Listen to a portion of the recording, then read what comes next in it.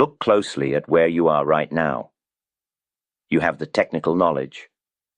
You can draw the trend lines. You understand the indicators.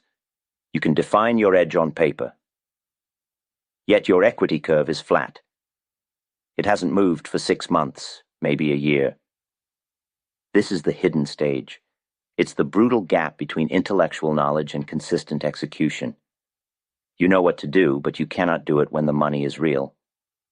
Why? Because you are attacking the symptom, not the source. Discipline is not something you acquire through sheer force of will, like lifting a heavier weight. Discipline is merely the output of a sound structure. When you fail to follow your plan, it is not because you are morally weak.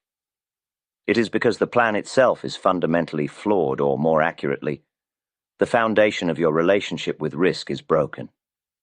The breakdown happens long before you press the button. It happens in the silence of your expectations. Richard Wyckoff understood this deeply. He taught us that the market is never random. It operates on laws of supply and demand, and the actions of the crowd are predictable. If the market's movements are predictable, then your reactions, your fear, your greed, your impatience, are also predictable. Predictable to the market makers and predictable to the mirror. Your lack of discipline is not a personal failing. It is the market efficiently exposing the structural defects in your preparation. The market doesn't care about your good intentions. It only registers your action, and your action is driven by your internal state. So I need you to consider a radical idea right now. What if the very act of trying to force discipline is the reason your trading account is stuck? What if the struggle you feel every morning, the constant battle of willpower, is actually the signal that you are trying to enforce a rule set that fundamentally conflicts with your own psychological wiring? The goal is not to become a more disciplined trader. The goal is to become a trader who requires less discipline. We achieve this not by adding more willpower, but by removing the internal conflicts that make discipline necessary in the first place. And that starts with understanding the two critical structural errors you make before you even consider entering a trade. The first error is the reliance on a finite resource: willpower. We treat discipline as if it were a limitless moral virtue, a switch we can flip to maximum effort whenever the charts demand it. But the truth, supported by decades of psychology, is that willpower is a resource subject to depletion. It is metabolic energy. You wake up with a full tank, and every decision, every internal battle, every moment you force yourself to wait, drains that tank. This is the hidden cost of what traders call decision fatigue. If your trading system is ambiguous, if you are constantly asking, is this the one? Should I move the stop? Should I take partials now? You are spending precious capital on internal debate. You are forcing yourself to relitigate the rule book on every single trade. By the time the third or fourth setup of the day arrives, you are running on fumes. You have nothing left to fight the impulse, and the impulse always wins against exhaustion. This is why we see the perfect execution on the first trade, followed by the catastrophic breakdown on the fifth. You are not a less disciplined person in the afternoon. You are merely an exhausted one. Stop fighting the clock. If the execution of your strategy requires Herculean effort, the strategy itself is structurally flawed. Your goal is not to become a hero who can consistently override their fear. Your goal is to construct a system so clear, so mechanically defined that execution requires almost zero emotional effort. Consider the difference between reactionary trading and mechanical execution. Reactionary trading is based on immediate feeling. You see a spike, you feel fear of missing out, and you must deploy immense willpower to hold yourself back, or immense courage to jump in. This high-effort state is unsustainable. Mechanical execution, however, is based on certainty. The decision to enter or exit was made days ago, written down and verified by objective criteria. When the criteria are met, the action is merely a function of input and output. It requires no internal debate. It is low effort. This is why your best trades often feel effortless. And your worst trades felt like a battle you knew you were losing the moment you entered the position. That feeling of struggle is the warning sign that you are operating in the high-effort, high-fatigue zone. The market is designed to exploit this fatigue. It does not reward effort, it rewards certainty.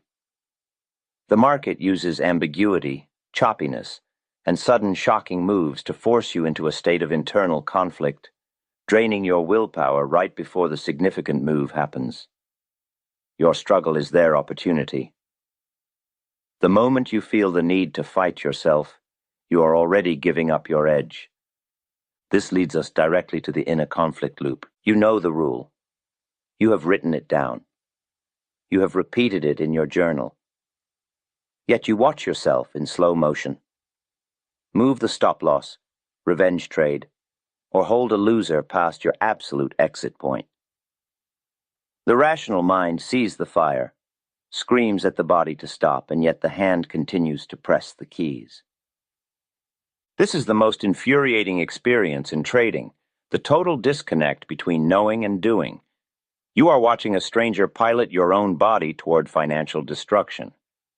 Why does this loop persist? Why does the rational part of your brain fail to override the impulse, even when the stakes are highest? It persists because you are misdiagnosing the source of the conflict. You think the fight is between the rational you and the emotional you. That is too simple. The real fight is deeper. It is a conflict between your conscious rules and a deeply held subconscious belief about the market, or perhaps about yourself. The inner conflict loop is not a failure of discipline. It is a symptom of a hidden contradictory belief running in the background of your operating system. When you break your rule, you are not simply being weak. You are acting in perfect alignment with the deeply rooted assumption that you have never consciously identified or challenged. You are not fighting the market, the noise, or even the feeling of fear. You are fighting a ghost of a belief you don't even know you hold. And you cannot defeat a ghost until you shine a light directly on its foundation. If the ghost of belief is the foundation of your indiscipline, then the market is the mirror that reflects that foundation back to you. We must step outside the noise of our own P and L for a moment and look at the structure itself. Richard Wyckoff understood this better than almost anyone. He didn't see charts as random price movements driven by anonymous supply and demand. He saw a highly organized, deliberate campaign orchestrated by the composite operator. This operator is not a specific person or fund. It is the necessary abstraction of smart money, the concentrated intelligence that knows exactly how the crowd will react under stress. Wyckoff showed us that the market is not a fair playing field, it is a psychological testing ground. The composite operator's job is simple. Buy low, sell high. But to do that effectively, they must induce the emotional state necessary for the masses to sell low and buy high. Your emotional error, the one that causes you to break your rules, is not a failure of character. It is simply your participation in a market structure specifically designed to extract your capital based on predictable human psychology. Think about that. Your indiscipline is not an accident. It is a prerequisite for the professional operation to succeed. When you panic and sell, you are not weak. You are merely fulfilling the role assigned to you by the structure itself. Look at the accumulation phase. It's boring. It's sideways. It's frustrating. Price moves just enough to shake out the impatient, weak hands, but never enough to confirm the move for the confident, aggressive amateur. It is a calculated period of uncertainty designed to exhaust you emotionally. You ask, why isn't this moving? The answer is because professional money needs time to absorb liquidity without spiking the price. They are building a position while you are burning patience. Distribution is the inverse, a slow, grinding process of selling into demand, creating the illusion of strength while the smart money is quietly liquidating their entire stake. This is where the retail trader gets excited, buying the breakout near the top, fueled by hope and the assumption that the trend will continue forever. But the most vicious psychological trap is the shakeout. This is not random volatility. It is a surgical strike. The shakeout is engineered to pierce the perceived support or resistance level just enough to trigger stop losses and induce maximum emotional surrender from those who entered correctly but lack conviction. It is designed to exploit your specific fear of being wrong. It doesn't just hit the stops. It creates a brief moment of terror where you see the chart and think, I was fundamentally right, but technically I am about to be wiped out. That sudden, sickening feeling of certainty that you are wrong, that is the composite operator securing the last cheap shares before the real move begins. If you feel compelled to exit right then, right at that moment of maximum pain, you are donating your position directly to the professional. This is why emotional detachment is not a luxury. It is the prerequisite for observation. If you observe price action and feel a strong immediate compulsion to act, whether it's fear or greed, you must understand that you are likely fulfilling the composite operator's objective. The market rewards those who act against their immediate emotional impulse, which is exactly what the CO predicts the average trader he cannot do. The majority will always follow the instinct of the crowd, selling fear and buying hope. Your discipline, therefore, is not about forcing yourself to follow a rule when it feels right. Your discipline is the ability to sit still and observe the manipulation of the crowd, knowing that the price movement is designed to trick you. The market is testing your beliefs, not your knowledge. If you can identify where the professional money is intentionally inducing fear, where the price action is specifically targeting the emotional weak point of the intermediate trader, you have located the source of your indiscipline. It is external, structural, and predictable.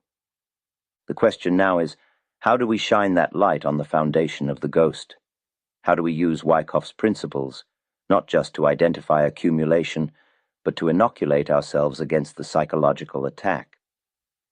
We must move past the abstract concept of the composite operator and identify the 5 distinct structural signals that reveal exactly when the professional money is preparing to strike at your conviction. But before we can utilize those signals, we must confront the true recipient of the attack. We must define the internal ghost that Wyckoff's operator is always preying upon. Discipline does not fail because you are weak. Discipline fails because it is subservient to a far greater, more powerful master, the ego. The ego in trading is not a generalized sense of self-importance. It is a very specific, localized distortion. The absolute, non-negotiable need to be right about a singular, immediate outcome. It is the silent belief that I possess superior insight, and therefore this specific trade must conform to my prediction. If you are stuck in the intermediate stage, you have already proven that you can analyze a chart. You know the setup, you know the risk parameters, and you know the plan. Yet, at the moment of execution, something always breaks.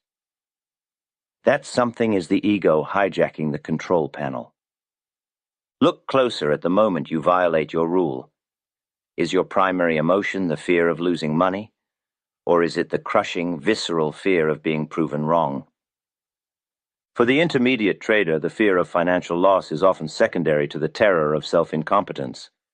Losing money is painful, yes, but being forced to admit to yourself, or worse, to the market, that your expensive analysis was flawed, that is what truly paralyzes you. The market becomes a mirror, and the reflection it shows you is intolerable. This is the lie you tell yourself. If I follow the plan and still lose, that means the plan is broken and I am a bad trader. This cognitive distortion causes the most damaging errors. Consider the act of averaging down on a losing position. Why do you do it? It is rarely a logical risk management strategy. It is an emotional defense mechanism. You are not buying more shares. You are buying more time to prove your initial flawed thesis correct.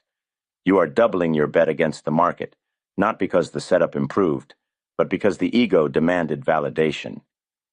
Your initial prediction is now an identity, and you are defending that identity with capital. It is a defense mechanism. The same egoic pressure manifests in the opposite direction, forcing you to cut winning trades prematurely. You enter a solid setup, the market moves instantly in your favor, and within minutes, you are out. Why?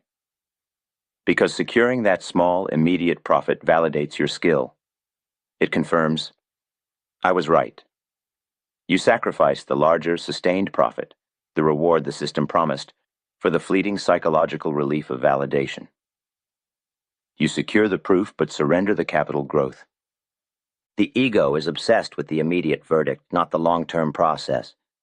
The ultimate battleground for the ego is the stop-loss.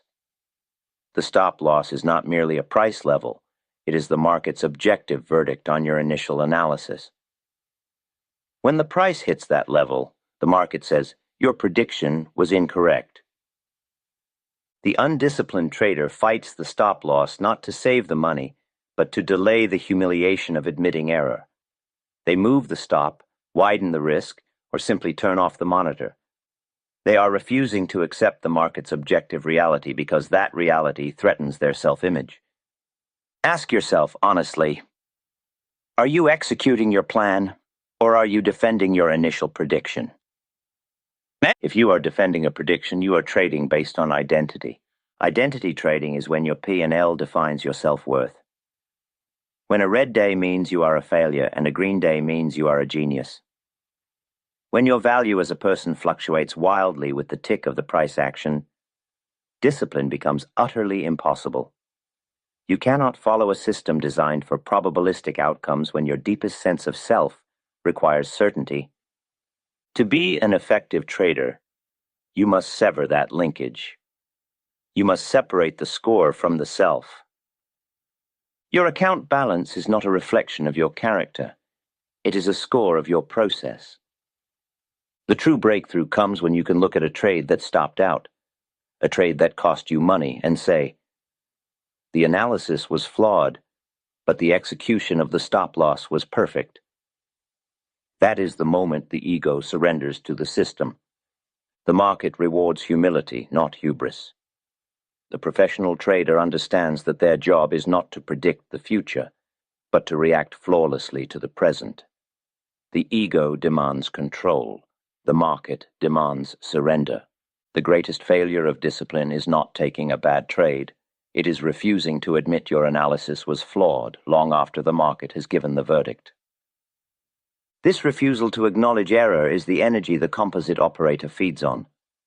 They do not need to know your name. They only need to know that you, like most others, will defend a losing position out of pride. They know you will provide the liquidity they need when you finally capitulate, exhausted by the battle against your own reflection. We must stop treating discipline as a moral failing and start treating it as a structural problem. The structure of your psychology must be addressed before the structure of the market becomes useful.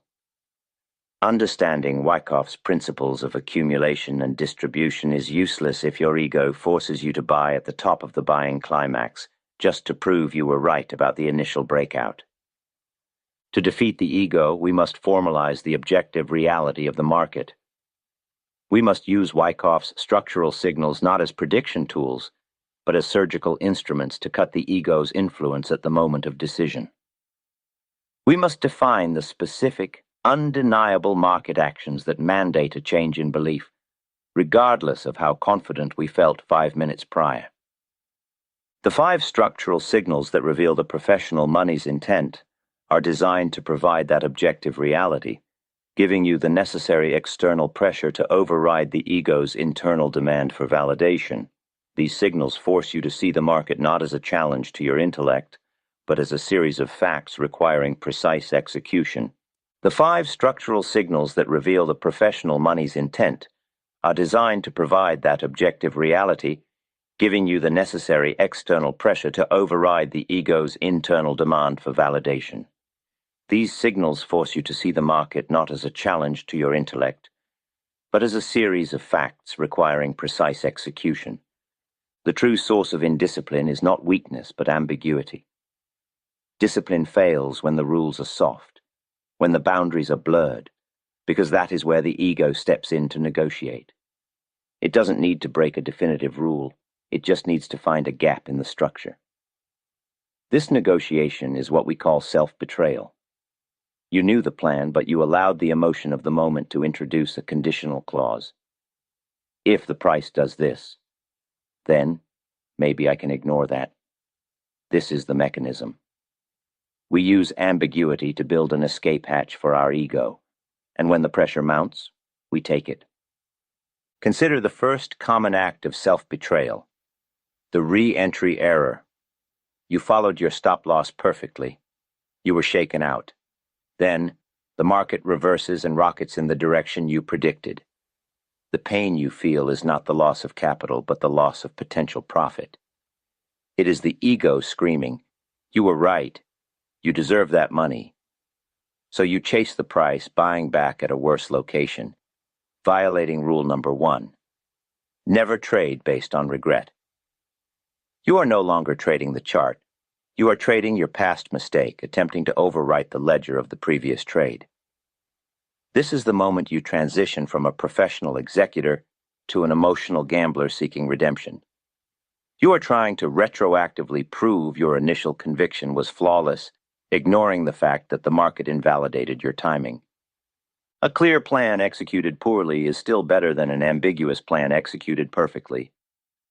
The second, and perhaps most destructive form of self-betrayal is holding the catastrophic loss. Why do we watch a manageable loss balloon into an account-threatening event? Because closing the position is a definitive act. It is the physical admission that you are wrong, and for the ego, being wrong is a threat to identity. As long as the trade is open, the possibility of recovery, however remote, still exists. The red number on the screen is abstract pain. But clicking close is concrete defeat. You prefer the slow bleed of uncertainty over the sharp, instant clarity of accountability. You are sacrificing capital to protect a fragile self-image. You are hoping the market will validate your decision-making rather than accepting the facts presented on the chart. This is where the ambiguity of, "I'll close it if it breaks this level, unless it looks like it might bounce," destroys you. You give yourself the emotional leeway to hold on until the pain of staying in finally outweighs the pain of admitting defeat. But by then, the capital damage is done. The third betrayal is subtle, insidious, the over-optimization trap. You have a system with a documented edge, but you don't trust it. Why? Because the system doesn't make you feel smart enough. You constantly adjust the parameters, changing the entry criteria after 3 losses, or widening the stop after 2 winners. This is not refinement. This is the ego demanding control and novelty. It wants to believe that the key to success is just one more indicator, one more slight adjustment. The conviction required to execute a known edge consistently is replaced by the anxiety of needing a perfect edge. The result? You never execute the same system long enough to gain true statistical conviction. You erode the very foundation of your discipline by introducing chaos into the process. You are chasing perfection, and in doing so, you guarantee inconsistency. You are using the search for the perfect system as an elaborate shield against the necessary pain of accepting drawdowns. These 3 behaviors, chasing regret, avoiding accountability, and seeking perpetual novelty, all stem from the same root, a failure to define the external conditions that negate your thesis. If the market does X, I must do Y. If the plan allows for negotiation, the ego will always win the negotiation. You have to remove the choice. You have to make the decision before the pressure is applied. If you cannot write down the precise conditions that invalidate your trade, you have already guaranteed indiscipline. You have built a house with no foundation, and when the inevitable storm hits, the structure must collapse. The market is not testing your strategy, it is testing the rigidity of your commitment to that strategy. We need to move beyond the internal fight and establish external objective laws that govern our behavior. Laws that are so clear they leave no room for the self-betrayal to take root. We must look to the market itself for the objective truths that expose when professional intent has shifted, and when our own bias is the only thing left standing.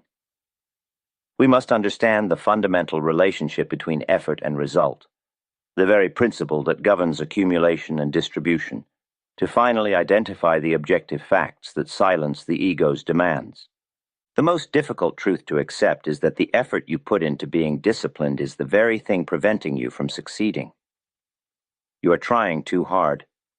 You are attempting to muscle the outcome, to exert personal will over a chaotic, probabilistic system. This is the great paradox of execution. To gain absolute control over how you trade, you must first surrender all control over what happens next. The moment you try to force a winning trade, or desperately cling to a losing one, you inject the poison of personal desire into a process that demands pure, cold objectivity. You are fighting the war against probability, and that war cannot be won through willpower. This necessary detachment is what I define as strategic surrender. It is not apathy.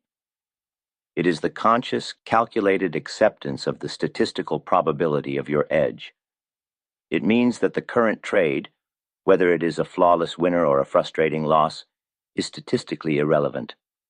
It is just one data point in a series of hundreds. Discipline, that grinding emotional effort, is a fragile resource. It runs out the moment real fear or blinding greed hits the system. We must replace discipline entirely with certainty. Certainty is effortless. It is the deep, cold trust forged in the data, built on objective verification. You do not need discipline to breathe, you simply do it. You should not need discipline to execute your plan. You should simply know that it must be done. Where does this certainty come from? It comes from the objective reality revealed during deep backtesting, not from internal cheerleading or self-affirmation. It comes from removing the decision point entirely. This is the power of the if-then statement. If the price closes below the swing low, then I exit. There is no maybe. There is no what if it reverses. By predefining the action, you bypass the ego's interference. The ego only interferes when a decision needs to be made under pressure. It is the voice that whispers doubt when the market moves against you. But when the plan is rigid, quantified, and known, the ego has nothing to argue with. You are reduced to a simple machine executing a statistically proven algorithm. Your job is not to think. Your job is to react precisely. The true Wyckoff trader understands this required detachment perfectly. Your personal opinion on the direction of the market is irrelevant. It is noise. Your job, your only job, is to objectively recognize the structure and the phases. Is this confirmed accumulation? Is it markup? Are we witnessing distribution? Wyckoff gives you the objective framework to identify when professional intent has shifted, independent of your P&L or your forecast. If the structure shows a confirmed spring and a clear sign of strength, the professional mandate is clear. The path of least resistance is up. If your personal opinion remains bearish, your opinion is wrong because the structure contradicts it. You are not a predictor. You are a reactor. You are not a hero trying to beat the market. You are a technician recording facts. Effortless execution is the ultimate discipline. The moment you surrender the need to be right on the current trade, you gain the clarity required to be right on the statistical series. This is the quiet confidence that separates those who survive from those who simply try hard. The hidden stage of trading isn't about finding a better indicator. It is about building a system of trust so absolute that execution requires zero emotional energy. You stop trying to force discipline and start simply being certain. When you stop trying to be the hero, you finally become the professional. But this surrender requires a final, painful confrontation with the source of all your self-sabotage, the subconscious need for validation. Until you address the deep internal reasons why you need the market to prove that you are smart, you will continue to sabotage the certainty you have worked so hard to build. We must dismantle the subconscious belief that your net worth dictates your self-worth. And this is where we transition from fighting the symptom to healing the disease. We have been trying to treat the fever instead of the infection. Indiscipline is the fever. It is the symptom of a deeper cognitive dissonance. The conflict between what you know to be true about probabilities and what you desperately want to be true about your intelligence. Discipline is not something you do. It is something that happens when your internal reality finally aligns with the external, unforgiving reality of the market. You don't need more willpower. You need more truth. Stop trying to force the routine. Forcing discipline is the ego's last stand. It believes if it just tries harder, it can control the randomness or bully the outcome into submission. But the market refuses to be controlled. This is the paradox you must internalize. To achieve true, effortless execution, you must first surrender the need for a guaranteed outcome. The disease you must heal is the subconscious belief that a loss reflects a personal failure. Once that belief is removed, once you decouple your net worth from your self-worth, the pressure to deviate, to save the trade, to prove your intelligence, vanishes. Why would you risk a perfect process to chase an uncertain outcome that means nothing to your identity? Trading is not about winning money. That is the byproduct of correct execution. Trading is about two things: managing quantifiable risk and executing a defined process without exception. That's it. If you believe your job is to predict the future, you will always find a reason to deviate. You will always find an excuse to ignore the plan. Wyckoff showed us the structure of accumulation and distribution, not as a crystal ball, but as a map to manage probabilities. When you understand that your only job is to follow the map, indiscipline becomes illogical. Why would you intentionally harm your own process? The only reason is that you still believe deep down that you know better than the system you built. Now, let's get specific. If you are struggling with execution, stop blaming lack of discipline. Go back to your written rules. Every single error you have ever made, every premature entry, every revenge trade, every failure to cut a loser is traceable back to one source: ambiguity in your rules. Did you define the exit criteria clearly, or did you leave room for interpretation? Did you define momentum as a specific indicator reading or as a feeling? That ambiguity is the loophole your ego exploits. It is the hole in the fence that allows the emotional animal to escape. It gives you the necessary wiggle room to argue with yourself, to rationalize the deviation. The professional trader's life is defined by the ruthless, silent elimination of ambiguity. It is a lonely, quiet war fought entirely on paper, long before the bell rings. You must become a surgeon of your own process, cutting out every possibility of interpretation, every phrase that allows for a maybe. You are your own boss, your own executioner, and your own greatest threat. Go find the gray area. That gray area is where you are losing money. Stop trying to fix the symptom, heal the disease. Discipline will simply appear, a natural consequence of internal truth meeting external reality. The market is only cruel to those who refuse to see themselves honestly. Look in the mirror. Stop fighting the reflection. You can watch hundreds of hours of content and read dozens of books about the market. You are filling yourself with knowledge, which is excellent, but knowledge alone won't make everyone rich, because not everyone possesses the right foundation. The market is the same for everyone. The only difference lies in the mindset. You can have a perfect trading system, but if you lack discipline and an understanding of your own psychology, that system is worth nothing. I often see a recurring theme in your comments. It is easy to talk about strategy in theory, but when it comes to the actual trade, many struggle with emotions. For those who want to focus on discipline, patience, and self-discovery within trading, I have created a new channel called The Stoic Trader. I believe it will help many of you bridge these gaps. So if you think this kind of content would be useful to you, go ahead and check it out. The link is, as always, in the description below.